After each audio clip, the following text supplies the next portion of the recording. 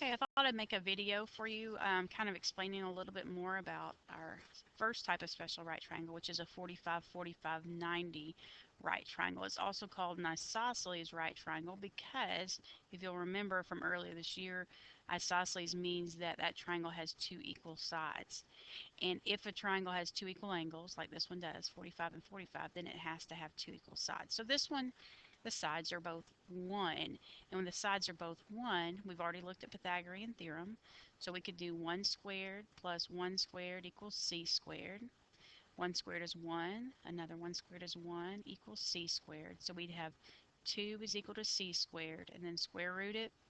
So the answer for this third side, c, would have to be the square root of 2, and that's what it has here. So when these sides are both 1, this hypotenuse is the square root of 2.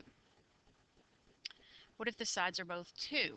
Well, using that same pattern, it'd be 2 squared plus 2 squared equals c squared. So that's 4 plus 4 equals c squared. 4 plus 4 is 8 is equal to c squared. So then I'd have to square root 8. Now we don't want to just leave at the square root of 8, and if I write it as a decimal, then it's kind of hard to see the pattern. So what the easiest thing to do is to simplify that radical. So to do that, you do a factor tree. 8 can be broken down to 2 times 4. Sorry about that. And 4 is 2 times 2. So the square root of 8 is the same thing as writing the square root of 2 times 2 times 2. If you have a pair of numbers that are the same, like here I have two 2's, they can go to the outside. So I'm going to put a 2 on the outside, and that leaves me with 1, 2 on the inside. So when these two sides are 2, the hypotenuse will be 2 square root of 2. Hang on to that. Remember that. We're going to come back to it in just a second. What if the two sides are 3? Well, 3 squared plus 3 squared equals c squared. So that'd be 9 plus 9 equals c squared, which is 18. Is equal to c squared. So c is going to be the square root of 18. Now how do I find the square root of 18? Do a factor tree. 18 is 2 times 9, and 9 is 3 times 3. So I end up with two 3's and a 2 underneath the square root. Two 3's and a 2. If there are two things that are the same, I can take the square root of that. The square root of 3 times 3 is 3. So put a 3 on the outside, and I'm left with a square root of 2 underneath. So when the two sides are 3, the hypotenuse is 3 square root of 2. Notice when the sides were 2, the hypotenuse was 2 square root of 2. So here 3, 3 square root of 2. What if it was 4? Well, following that same pattern, I'll do one more. 4 squared plus 4 squared equals c squared. So that's 16 plus 16 equals c squared. So 32 equals c squared.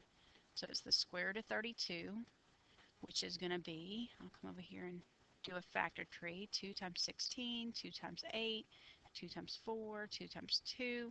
I end up with 1, 2, 3, 4, 5 2's underneath the square root. I'm running out of room. So I'd have 5 2's under the square root.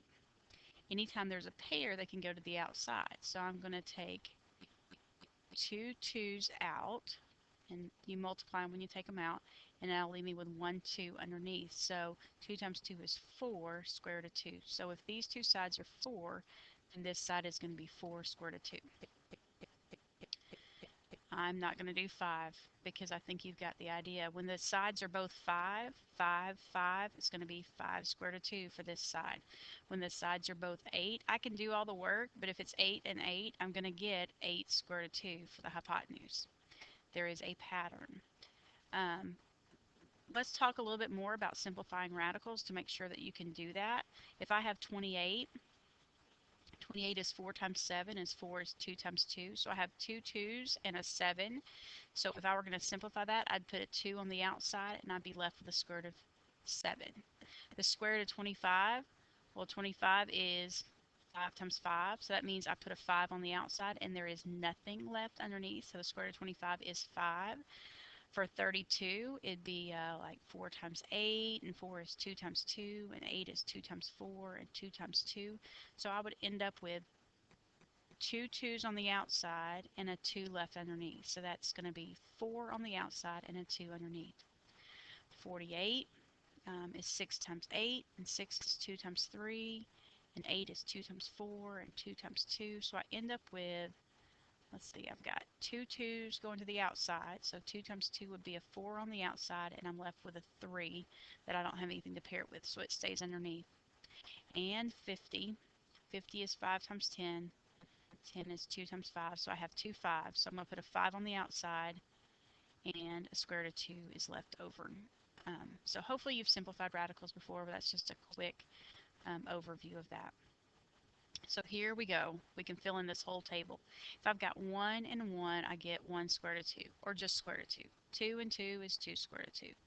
3 and 3 is 3 square root of 2 for the other side, and so on and so forth. We did a lot of these on the board, 11 square root of 2, 12 square root of 2, and we would get that if we solved the equation.